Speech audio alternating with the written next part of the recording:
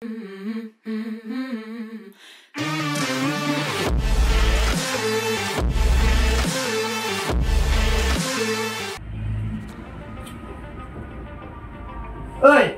tao! Pasok ka, pasok. Ah, sige. Oh, bakit? Boss, mag-a-apply sana po ako ng trabaho. Dito po ba yung may-ari?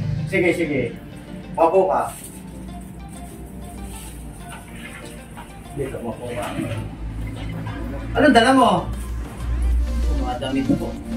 Aba, wala ka pa dito matulog sa Maynila? Ba't nag-aaral ka sa trabaho? Ka-apply ka? Wala po. Dala mo yung mga damit mo? Opo boss, dala ko na po boss. Dala mo mga damit. Talagang mag-apply ka dito sa Maynila ng trabaho? Opo. Dito naman kasi sa amin, sa totoo lang, ang trabaho lang dito sa amin, mananay, tagalinis ng tay, nag-head press artist. Pero ganun pa man, gusto mo ng trabaho, wala ka pa ma-apply ng trabaho dito. Kahit nag-ahugas ng plato, kahit contraction, Wala boss. wala. Sige, tutulungan kita. Total, malay mo kung ikaw yung makakatulong sa akin sa trabaho dito sa Kaisprina. Anong natapos mo? Matapos lang po ako ng grade 10 lang boss. Grade 10? Wala namang problema sa akin. Basta tuturuan kita kung ano magiging trabaho mo dito sa akin.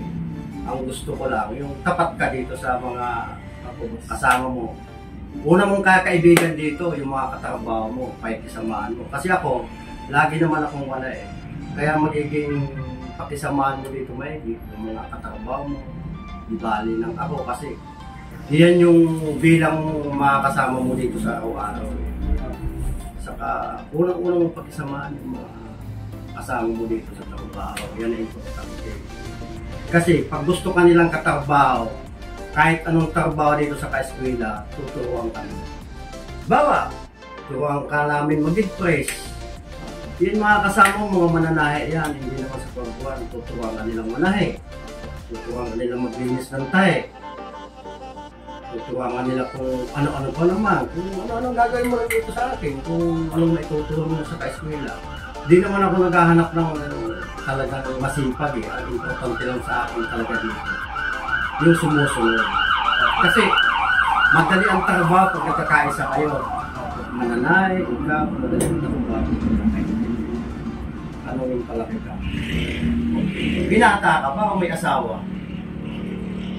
May asawa po ako. Ba't mo iniwan? May anak ba kayo?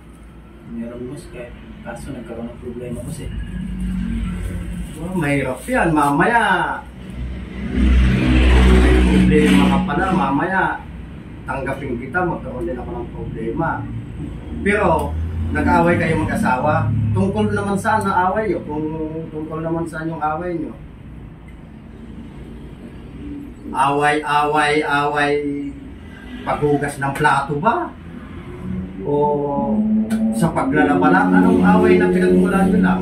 Baka naman hugas plato lang yan, tamad ka, hindi po pwede sa akin yan. Ano bang naging problema nyo bilang mag-asawa? Naghanap boss na iba yung asawa ko boss eh. Naghanap ng iba? Ibig sabihin nagtaksil sa'yo, gano'n? Napag-usapan nyo na ba sa barangayan o kayo lang mag-asawa ng usap-usap? Kasal ba kayo? Hindi. Ganun pa naman, nag-aaway kayo mag-asawa. Baka malo pa asawa mo, iniwan mo doon. Mamaya, mga ilang araw, iiyak ka dito, maalala mo asawa mo, o kaya anak mo isa, o kaya asawa mo. Mahal ko yung asawa mo. Kaya lang, Hindi naman pwede ko sa loob ng COVID. naliluloko ka. Marami bang nakapagsabi na niluloko ka ng asawa mo kaya ka nagkarating ng Maynila? Opo. Marami na nakapagsabi. Saan ka naman kumuha ng pamasahe papunta ng Maynila? Bibigyan po ako ng biyanan. Kung ba't yung biyanan mo, ano? bibira ng ganung biyanan, binibigyan ka ng pamasahe. Binigyan ka para ilayo sa asawa, gano'n? Naawa daw po niya sa akin eh. Naawa sa'yo yung biyanan mo. Kasi nga, nakita dun sa asawa mo na nagluluho. Kailan po kasi lagi po kami naaway eh. Gano'n. Walang dahilan. Gano'n. Parang, ano yan parang mabigat naging problema mo na yan, brad. Kung away bugas plato lang yan. Away pagod lang yan. Kasi brad, sa totoo lang, yan ang pinakamabigat na problema, away mag-asawa. Kahit wala kayong ulam, masusolusyonan yan. Wala kayong bigas, masusolusyonan yan. Kahit anong problema dumating sa buhay nyo, kaya yung solusyonan yan. Ang mabigat na problema pala yung sinasabi mo sa akin yung asawa mo. Kaya mahal na mahal mo yung sabi mong asawa mo. Tapos, pag nagtrabaho ka pa dito sa akin, may plano ka pa sustintuhan yung anak mo, asawa mo, kahit binuko ka. Sustintuhan mo siya. Kasi dito naman sa akin, maliit lang ang una mong sahod. Sa loob na isang linggo, una mong linggo, 400, pasasawarin kita. Kahit 3 araw pa lang, pasasawarin kitang 400. Kahit hindi ka pa natuto, isang linggo, dadagdagan kita 450. Sa loob na isang linggo naman, 500 hanggang umabot sa minimum. Kumakain ka naman ng mga prito-prito, yung mga pangkaraniwan lang na pang-araw-araw. Basta may trabaho lang boss, okay lang boss. Okay ka lang. Mabigat nga yun, no? Sana boss, makaiwan niyo ako boss. Talaga? Kasi hindi naman sa pagkuhang, kung naging ganyan ang problema mo at iniwanan ka ng asawa mo. Sa totoo lang naman ata, mahal na mahal mo asawa mo, di ba? Ako boss, sobrang po boss eh. Sobrang mahal ko po. Ano pangalan ng asawa mo? Ana Jean po. Ana Jean, iniwan mo na sa Masbate. Anong masasabi mo kay Ana Jean? Para masabi mo sa kanya na ayan, sabihin mo na para masabihan kita kung anong tama, anong mali. Anong masasabi mo sa asawa mo? Masasabi ko lang po sa kanya. Kung kaya niyo magbago po siya. Patatawarin mo pa kahit linuko ka, gano'n? Depende po boss. Sige, kung ganun pa naman, humingi ka sa akin ng payo. Total, malo pa naman asawa mo. Gusto mo matapos yung problema mo? Apo. Kaya, papayuan lang kita kasi hindi naman ako talaga, hindi naman ako magaling magpayo. Tambay lang ako sa kanto, saka hindi naman ako Ganito lang yan, simple lang naman yung para sa akin depende siguro sa iba. Kung sa akin lang kasi, akong tatanungin mo bilang lalaki para matapos ang problema ko. Alam mo lang, ang gagawin ko lang yan, simple lang naman Dapat bago ka umalis doon, inisip mo na kung anong ka ng problema. Gusto mo mawala yung problema mo, ganito lang yan. Ang gawin mo, kaya mo bang gawin yan, sasabihin ko sa'yo o hindi. Ganito, para wala ka ng problema, block mo siya. Para kahit paano, tapos na yung problema mo. Wala ka nang iintindihin, walang magtitik sa'yo na mahal kita, hihingi sa'yo ng sustento. Pwede naman yung bakit hindi. Kaya lang, kung gusto mo talaga matapos ang problema mo, pagpasok mo pa lang dito, sabihin ko sa'yo, i-block mo na para wala ka ng problema. Kaso, may po ako boss eh. gawa natin ang paraan yan. Kung gusto mong makatulong sa anak mo, may pamamaraan naman na para makarating yung ibibigay mo sa anak mo. Padaanin mo sa biyanan mo, kahit naman yung biyanan mo. Diba? Pero doon pa lang, block mo na lahat yun kung gusto mo para matapos ang problema mo. Kung ayaw mong i-block, bago ka matulog, isipin mo na kung ano magiging problema mo kinabukasan. Kung hindi mo siya i-block. Pero kung i-block mo siya, para tapos na, makamove on ka, tapos na, wala ka na niisipin. Unang-una, unahin mo sarili mo. Ako, sa tingin ko sa'yo, bet na bata ka naman. Kaya lang sa nakikita ko sa'yo, o pagmahal kang asawa di ba, sa nakikita ko sa'yo. Hindi ka naman nagbibisyo. Wala naman. Ano naging bisyo mo lang? Sigarilyo, naninigarilyo ka ba? Nagiinom po, hindi naman po parang. Hindi ka nalalasing. Tupa-tupa lang. Hindi ka naman naninigarilyo. Sige, kasi dito sa akin naman talaga, marami kang makakasama dito, malilibang-libang ka naman dito. Kung kaya mo kalimutan yung asawa mo.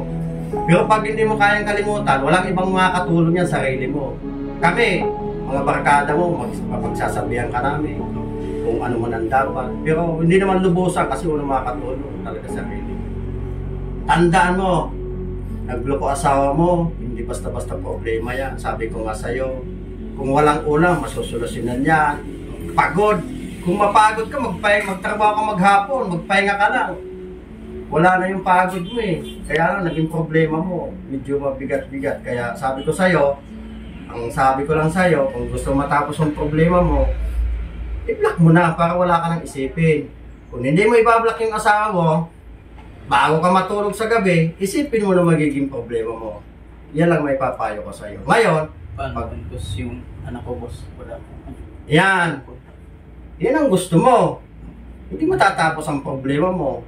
Kaya nga sabi ko sa'yo, kung may pera ka, ibigay mo sa kapatid mo, kapatid yung kukontak doon sa biyanan mo. Yun lang maghuhulog. Basta ikaw, wala na. Di ba? Eh, yung kung may pera ka, linggo-linggo, abot mo sa kapatid mo.